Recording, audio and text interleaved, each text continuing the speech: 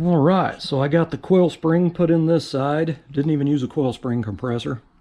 I have kind of a way I do it. It's a little bit on the dangerous side, and I hate to video it, but I think I will go ahead and video it when I do the other side. So anyway, these are CPP. I think they're 1 inch or 1.5 inch lowering coils. Now you can't do this with a stock length spring. You will have to use a coil spring compressor. But anyway, the lowered coils are, I mean, they're generally tough to put in, but you can usually get it without a coil spring compressor. You just have to finagle things. I could not tell you, countless lift kits and lowering jobs on cars. I used to work at a shop for several years, and I've done a lot of lift kits and stuff, so a lot of front end suspension work I've done in my time. But anyway, what I'm going to go ahead and do, I've got the nuts on the ball joints. They're not super tight yet, but I do have them on there, quite a few threads on. I'm going to go ahead and put the shock on the front, and it's just an added safety thing, and they don't have to come back off anyway, so that's what I'm going to go ahead and do. So Steve has Monroe air shocks for the back, and I've talked about air shocks in some of my past videos. They got a bad rap because back in the late 70s, early-ish 80s, it was popular for everybody to put air shocks on the back of their muscle cars and hot rods and stuff, and then just max them out with PSI to get them way up in the back, and they rode really rough. The more air you put in the air shock, the harder it rides. But what a lot of people don't know is when you put like 12 PSI, which is probably all this car's ever going to need, 12, 15 PSI, they ride so smooth, man. It's an air suspension type of thing. It just rides really nice. That was my first hardtop. I done air shocks on the back, and it was the main reason was I was putting, there would be 4 people get in my car, and I had it lowered, and it would squat the rear really bad. So I put air shocks on it to correct it, and it just rode so nice. I never had to max out the PSI. It doesn't take a lot to jack it up. So anyway, I like the shocks to match, so he got Monroe regular shocks for the front. So it's Monroe air shocks in the back, and then Monroe stock replacements for the front. So now he's got matching shocks all the way around. But it's kind of funny because I've seen, cars I've worked on and cars I've drug in to build, I have seen shocks installed incorrectly several times. So I know a lot of you guys that watch my videos, you're mechanics and you do your own work, but you would be surprised that there are people out there that really don't know. So I'm going to run you through this. So you have your stem here, and you have your stop right here. You get 2 washers, you get 2 cushions, and generally a nut. Sometimes it'll give you a thinner nut for a lock nut that goes on the top of that. But these washers are cupped, and they're cupped to hold the cushion. So your very first one that goes on, it goes on with the cup like that. So the sink in part's on the top. Then you have a little, see how it has a slot on the top like that, and there's nothing on this side? That has to go through a hole in the top of the chassis. So that one with this part going up goes on first. Now this goes up through the chassis, which would be hard for me to do one-handed. Then I will put this shoulder, it's shoulder to shoulder on those 2 cushions. It goes just like that. The flat side always goes to the washer. But on this one, the washer, the cup goes down. So I have seen them done this way. I could not tell you how many times, and the cushions backwards and that type of stuff. But I will tell you, it is a good idea to put a little bit of anti-seize on this because, generally when you put a shock on, they last for years. And the next time that you get around to take that off, chances are the nut's going to be rusted to it, and when you go to take it off, the whole shaft's going to spin. So put a little bit of anti-seize on there. It doesn't take but just a second, but it'll save you when you go back to do that. Or if you sell your car years down the road, the sucker that gets your car, he gets to do it. I'll set the tripod up on this thing and slip the shock in here.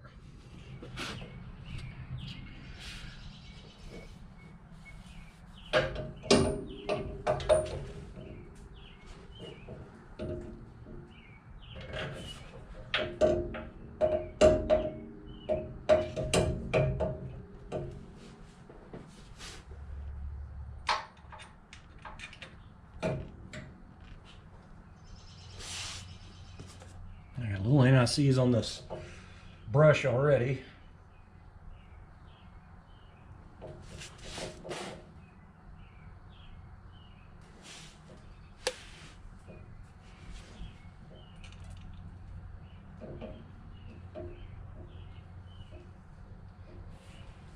Okay. And I realize, guys, that it's kind of general information, and most, you know, even amateur mechanics know that, but it is surprising of how many that I've had to fix or drag an old car in to, you know, the old shocks are worn out, and I'll always put new shocks on and the stuff's backwards or whatever. So anyway, this is the part that everything goes pretty good when you got a bunch of brand new parts. Like the coil springs were already powder coated or whatever coatings on them. They even have a cool CPP logo on them. And you know, a coil spring, you can put it this way or that way, and I did it this side up with the CPP facing like it's supposed to. But anyway, brand new shocks straight out of the box. Now I blasted and painted these the other day, so a lot of prep work I did. I will make a note here. These are Moog ball joints.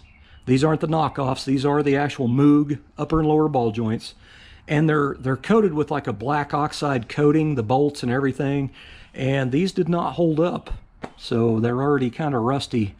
So be aware that if you're, you know, doing a superb nice job on your chassis and you don't want these bolts and stuff to get rusty, you will need to paint these and probably change out the hardware with like some grade 8, you know, gold CAD stuff if you want it to look good. But in this case, on Steve's car, when the inner fender goes in, you don't see any of this.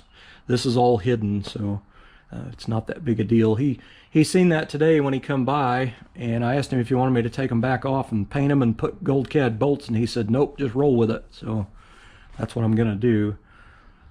I could mask it off, I guess, and shoot some spray paint on there. I might do that, just so I'll clean that rust off, sand it down, and then do it. It's just labor is all it is. All right, so I just ran to, actually I drove to Tractor Supply because it's pretty close to me, and I got some wheel bearing grease. I did look for some flange bolts to use on the bottom of the shocks to the lower control arm, but they didn't have any. They did, but they didn't have the size I needed. So anyway, I got some wheel bearing grease because I am pretty much out. There's not enough to do both rotors. So I got some new grease there. Anyway, I got this side pretty much installed. I need to do that side. I'm going to go ahead and video that so everybody can critique me, but I don't really care anymore. What I ended up doing, every time I replace shocks, I like to use new bolts on the bottom, and then when you buy shocks, you only get the nut up here. You don't get bolts down there. So anyway, I've got new ones. Grade 5s will do just fine for the bottom of a shock. So anyway, I dug through all my fairly new hardware here, and I'm a big believer in having the matching stuff. So I'm not a fan of putting in like a 1.5 long bolt and then a 1-inch bolt going in the same part. I like for the things to be the correct length and have matchy stuff. So anyway, I found 5/16 by 18 bolts that all match, and then I found 4 matching washers and 4 matching lock washers. So these look to be about 1 inch long, so that's what I'm going to use in the bottom of the shock, so it'll have new hardware in it. The hardware that was in it before was a bunch of mix match crap, and I do remember one of them being longer than the other one. So if I remember right, it might have had like a regular bolt in there, like the square nut that's welded in the control arm. I think one of them was missing and somebody had stuck a nut in there. I don't remember, but that could have been my wife's car because I forget things, you know what I mean? But anyway, when I painted the AA arms, before I painted them, I did make sure that there was 4 square nuts in there welded in for sure. So anyway, that's a plan. I'm going to try to make this thing a roller today. This is going to be pretty time-consuming work. There's a lot to do. I have to paint the rotors because they're already rusty looking. So I've got some masking to do and then some sanding to do. and then painting. So I'm just going to use some high heat cast iron gray spray paint. So that's what I'm going to use on those. I actually have some VHT cast iron spray paint. I don't know if it's for headers, or I'll have to look. I've got quite the selection over here.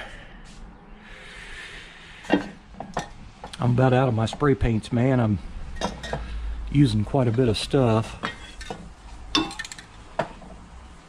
Cast coat iron right there. VHT flame proof, so that's what I'm gonna put on there, because the rotor, you know, is gonna get pretty hot. So FedEx turning around. I wonder if they're gonna bring me another set of tires. It's not for me. That was a joke. So that's planned. Make this thing a roller today. I want to get the rotors on it, and I'm going to bolt the brake calipers on, bolt the hoses to the calipers. I'm probably going to go ahead and put on the steering linkage, which I do have to assemble all that. I'm going to go ahead and, on the center link, I'm going to show you guys the Pitman ball on the bottom of the Pitman arm. There's a ball down there that goes up in the center link, and then it takes some springs and some cup washers and then some sleeve things, and I'm going to show you the proper orientation of all those and show you how to properly adjust those. I had 155 one time that I had bought, and when I went to take that apart, it wasn't in very far. So it was interesting to me that that ball socket never popped out of it, because it didn't have hardly any tension on the springs in there. So I'll show you how to do that when I get there. So Steve bought new tie rods, inners and outers, and new sleeves, so I don't have to go in and try to, you know, usually I buy inner and outer tie rods, and then I have to go in and blast and paint the center, or the sleeves, and then install everything. But he got all new, so I'm just going to bolt it all together. I think it even came with hardware and everything, so I don't have to rummage through a hardware pile and try to find new bolts and nuts and lock washers. So this is the part that should go pretty quick, but we'll see. So I want to make it a roller today, and then that way when I go to put the engine and trans in it, if I can get, you know, Steve to meet up with me over here and have him help me put it in, because he did mention that he did want to help me on it a little bit if he could. Anyway, I'll be able to push the car out in the driveway and then have free range with the engine hoist and everything dangling, because there's no way I can put an engine in it where it is right now. Now it will roll on that wheel dolly down there, but I don't want to take the chance of, you know, going across my notches in the concrete and that thing pop out of there and then the frame hit the concrete and scratch up the bottom of it. So anyway, I'd rather just go ahead. All right, I got the nuts tightened down on the upper and lower ball joint, and I got the cotter pins installed. There's lots of different ways I've seen people put cotter pins in. It's just the way I was taught, so that's the way I do it. Anyway, if you don't like it, don't really care. It's just what I was taught, that's what I'm going to do. But both cotter pins are in. These cotter pins that come with these ball joints, they're a little bit smaller than the hole, which I don't like. I'd like for them to be, you know, a little bit more of a snug fit, but that's what they sent with them, so that's what I'm putting in there. But these cotter pins are in, but what I'm going to go ahead and do now is I'm going to go ahead and grease this one and this one, because when I did my car, I put the whole front end together, the front clip and everything on it, and then I greased it last, and I had one Zerk fitting that was just refused to take grease, so I had to climb up under everything and take it out. So right now it's easy to get to. All right, I got the upper and lower ball joints greased. I put the bump stop on, brand new one. So it's almost pretty much done on the A-arm and coil spring side, other than steering linkage and crap, but getting closer. I've had this grease gun for, man, decades it seems like. Probably since the late 90s, early 2000s maybe, I don't even know. The only thing I don't like about it is when you're putting grease in, you tend to get more squishing out around the, it doesn't like really get it in there, so you got to keep working it and working it and working it. It kind of sucks, but anyway, I was just hoping it still had grease in it. Hopefully there's enough in there to finish the whole job, because I don't want to have to go back to the store again to get grease for that. So Steve and I had talked about putting some new hardware on the ends of the A-arm bushings, uppers and lowers, since you do see them when the hood's up. I remember seeing them in somebody's catalog that was the washer, the bolt, and everything, and now I can't find it. So anyway, I drove down to Ace Hardware, and I was just going to get some grade 8 bolts. So they had like 1 in one bin, and there was 3 in the other, because it's a smaller size on the uppers and the lowers, and they're fine thread. So I gave up. So what I've decided to do is, this is stuff that can be changed at any time on the car after it's done. So anyway, if he wants to get some fancier hardware, it'd be easy to change them out. So what I did was, I had blasted his old washers and bolts, and there was a couple of his washers that were eat up pretty bad. These have a tendency to get eat into, kind of like this one is a little bit right here. So they have a tendency to get eat into, and there was a couple of them that was really, really bad. So I went through I've got a little plastic container full of stuff there, and I went through and picked out the best that I had. Anyway, I'd blasted these in the bolts a long time ago, and they've been in a little container just laying in the car. So I got them back out, and I went back over everything with a Scotch-Brite, and then I blew it off, and then I wiped it down with the Prep-All. And what I'm using is just universal gold. It kind of has a gold cad look, kinda, but not really.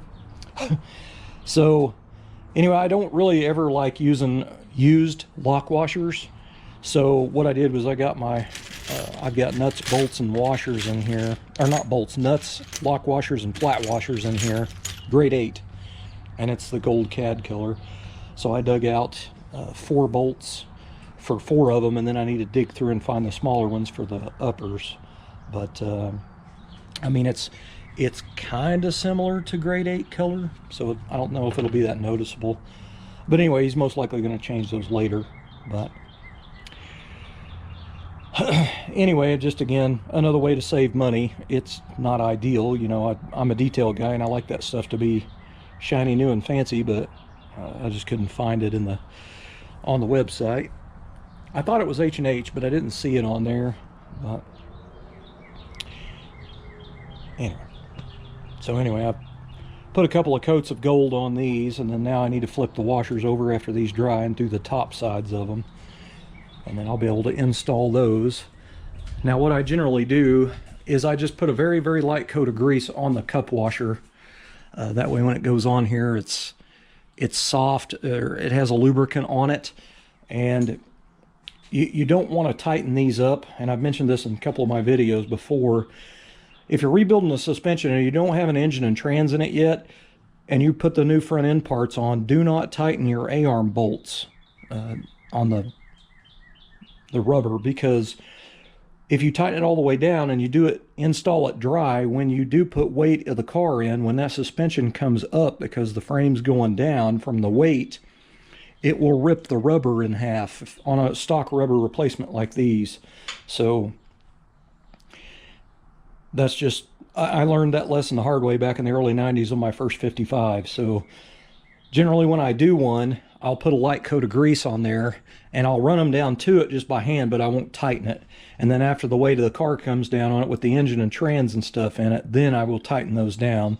But the grease also helps as well, just to, you know, so it's not dry. But moving on. All right, guys, so I got the rear wheel bearings. All the wheel bearings I actually used a little small amount of gas in a cup, and I submerged the wheel bearings and used a brush and cleaned them up a little bit. Anyway, I'm almost out of brake clean, so I just had to use what I had to use. That's all I got. So anyway, I got them cleaned up. I got the rear one put back in, and then I popped the grease seal back in. Anyway, I've got one in the floor here already greased. This one I left ungreased for the other side. I thought I would show you all something, and this is kind of general knowledge as well, but nowadays everybody's got those bearing packers that kind of makes it easy, but I never have gotten one of those. So when I was about 17, I believe, I had a 82 Monte Carlo, and I had to do a brake job on it. I'd never done it before. And my dad was actually at work, so my mom's brother, which was my Uncle Leroy, he had been a mechanic all his life, so they called him to come out and do the brakes for me. So me as a 17-year-old kid, he shows up there, and I just kind of stood there, and he goes, "What are you standing there for?" And I said, "I'm waiting on you to do the brakes." And he goes, "I'm not doing the brakes. I'm going to show you how to do the brakes." So he never lifted a finger. He just sat there, and he sat on the tire and walked me through it, and it was real interesting. Now, he did pack one wheel bearing, and then he had me do the other three, but he showed me how to do it. But we did, I think it was new rotors, new bearings, and new brake pads. So anyway, it was really interesting. But he took a tub of grease, and he put a dollop in his finger like that, and it may not have been that big, I don't really remember, but he said, "You see that big amount of grease right there?" And I go, "Yeah." And he goes, "I'm going to put every bit of that grease in that one bearing." And I was like, "Yeah, whatever." So anyway, he starts doing it this way, and he was kind of like rolling it and smushing it at the same time, and kind of barely moving the bearing around. This is old mechanic stuff here is what it is, because everybody's got those bearing packers, and I can't really bring myself to buy one. And the main reason is every time I do wheel bearings, I think of my Uncle Leroy, and he's no longer with us. So I think it's pretty interesting. You know, some things when you're taught by somebody, you tend to not forget, most usually anyway. But me being a 17-year-old kid, I thought I was going to stand there and watch somebody do the work for me. And that wasn't the case. I got a dose of reality. It was pretty funny. I mean, this is a messy job, but it's redneck hand cream, you know what I mean? Yeah, I probably got too much in my hand, but anyway, I've got them packed pretty good. So the idea is to get it to come out of the side here, between the inner sleeve and the bearing shell. It should start squirting out of there, but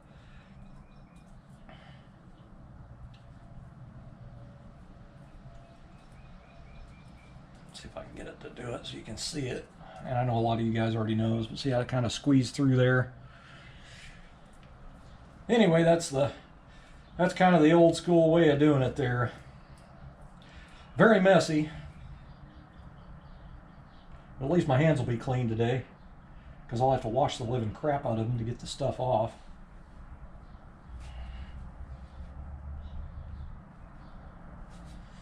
Got all these old rags I used to get it off there with. I got too much in there, but you get the idea anyway.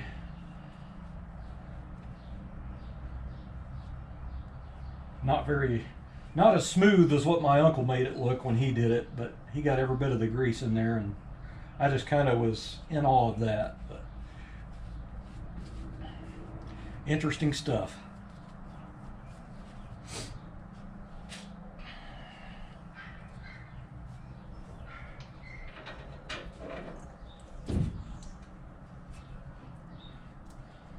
I cleaned up the washers. I'll put a little bit of grease on them too.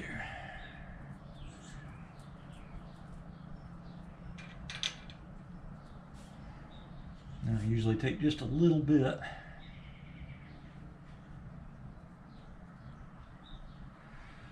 Pack it in there, and then I got the nut here. Just kind of lather it up too.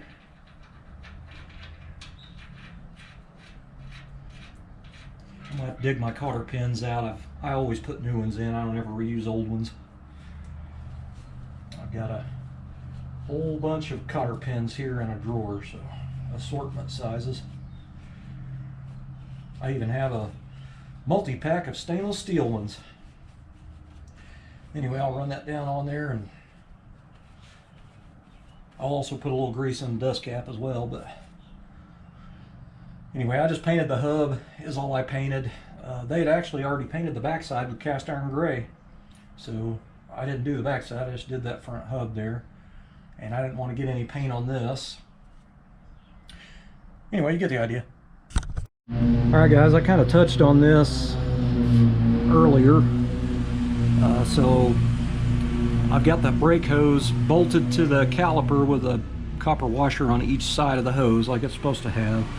So you need to check out how you're orienting your hose. The reason is when you turn it, sometimes there's a part of the hose that comes in contact with something on the suspension. Now in this case, this hose in particular has a rubber sleeve on it and it does move. So I generally try to twist the hose with a wrench here just to kind of turn it, and then I'll turn this back and forth to see, you know, what kind of clearance I have. And if it looks like it's getting up against anything, especially your cotter pin or something, what I usually do is I take some spray glue and I kind of spray it in the lid, and then I use a little brush and I'll spread it all over the area that I want that hose to be, and then I'll slide the hose down on it. And then when the glue dries, it kind of stays there, because right now it would end up just over time just slipping down. So it moves a little easy on there. So anyway, when I figure out where I want this, I'm going to glue it in place so it doesn't move. And this is like just a protection sleeve, and you want that to be on the part that might come in contact with something. So once the suspension, the wheels are on it and the engine and stuff's in it and it's down on the ground, all the suspension is going to come up a little bit, and that could change a little bit. So once you get it all figured out, kind of look at it, climb under there and look at it and see if you're still happy with it before you glue it on. But anyway, you can turn this hose and it'll kind of twist that brake hose a little bit and kind of help get it off of it a little bit. You just want to make sure that you can turn it and it's not binding up or kinking. But anyway, that's what it looks like done. The reason I did the copper calipers is most likely with them 5-spoke Krager SS wheels, you're probably going to be able to see this through the wheel, and it just kind of gives a little bit of splash of color. I mean, lots of people paint their calipers, but I think it looks really nice because it's body color. Anyway, with that center hub painted and a little chrome cover on there, it looks kind of nice. So I beat the dents out of this one. I've still got to beat the dents out of the other one, but I did end up finding a piece of muffler pipe that fits on there. I had to clean the flash off of it. It was a cut off piece from something. Anyway, it fits over that pretty good right to the flange, and then I just used the side of my dead blow this way, and it went on pretty easy. So this side is done. Pretty happy with that. Kinda. I mean, I still got steering suspension stuff and finish that hose, but you get the idea. So I run these down just a little ways. They're not tight by any means, but I'm gonna wait till the weight's on it before I do tighten them up. But they actually look pretty nice with the gold painted. It looks like gold CAD, so I don't even think they need to be changed out to chrome or anything really nice. I think they look pretty awesome. So there's some of the outside of the washers. There's a couple of them that are pitted, so I put the pitted ones on the back side, and then I put the nicer ones up front. Keep in mind the lowers are bigger than the uppers on the hole diameter on the inside. But I only have one 3/8 grade 8 lock washer here. I don't have any more, so I'm gonna have to go to Tractor Supply and buy some, which kind of sucks, but I don't need to do that today. I've already ran enough today. I've already been to Tractor Supply once and Ace Hardware once. So anyway, I don't have the other 3 upper bolts in. Of course, I don't have the upper control arm on over there yet, but I think it looks pretty awesome, man. That'll work. And then you didn't have to, you know, buy new hardware and stuff, which would have been really expensive. So it's getting pretty late in the afternoon. By the time I got everything cleaned up and painted and, you know, started working this side over, it's almost the end of the day, which I do have the other rotor painted and all the other stuff. You know, the bearings are greased and ready to go. So now it's just a matter of putting the coil spring in. So I don't know, I might save that till tomorrow.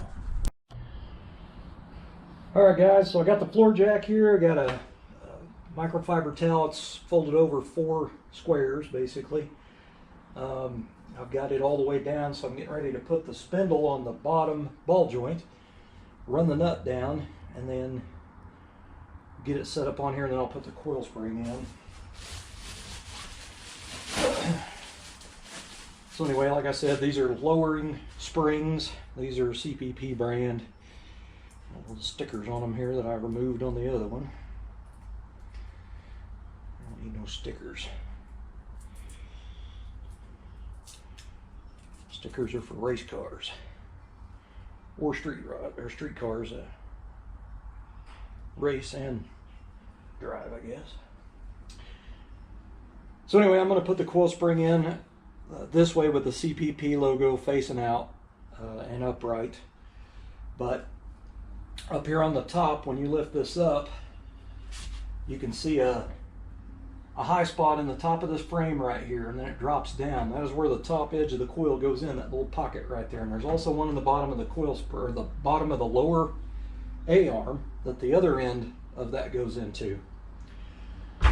So you can take this bump stop right here out, and that'll allow that A-arm to come down quite a bit more, so you can get it hooked into the spindle.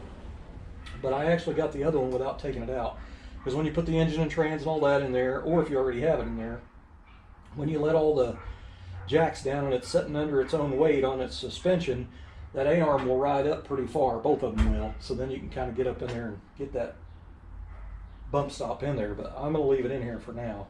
I can still push down on it a little bit. So anyway, I am going to get the spindle started here.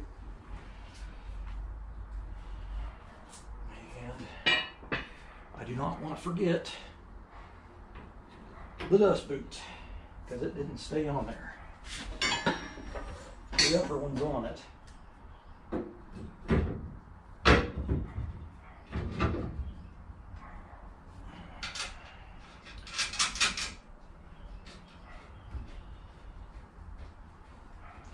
The further the jack is out on the A-arm, the further out this way it is, the more leverage you'll have.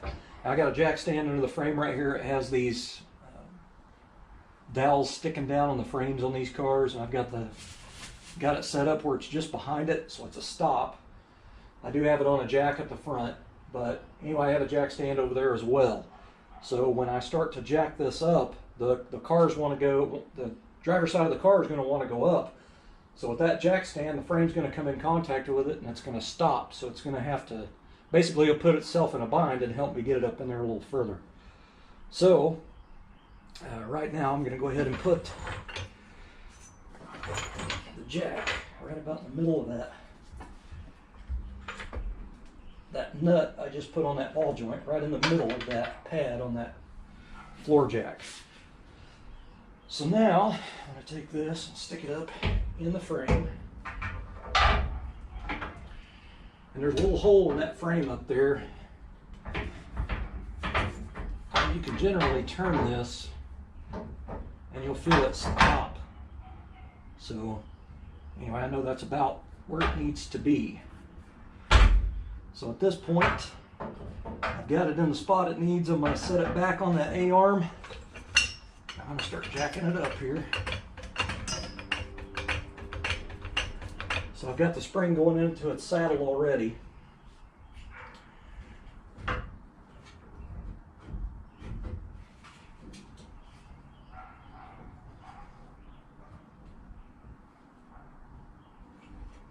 Okay. Here we go.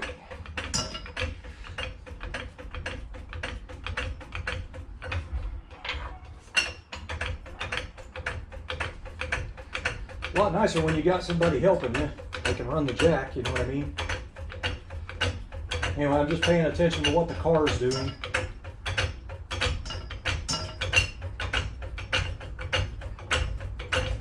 It's a cakewalk when the engine's in it because you got all that weight. There it went on the jack stand.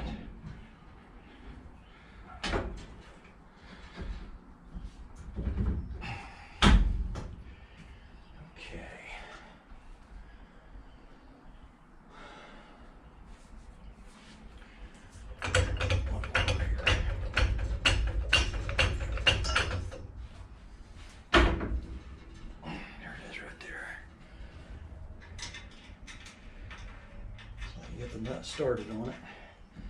I just push down, run the nut up some more as it's squishing that brand new bump stop, which it doesn't bottom it out at all. But anyway, coil springs in. That is a lowering coil spring. You can't do that with factory ones.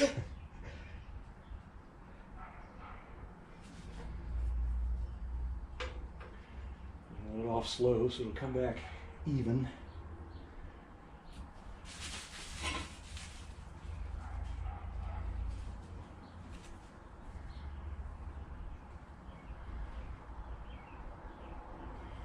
And that's it.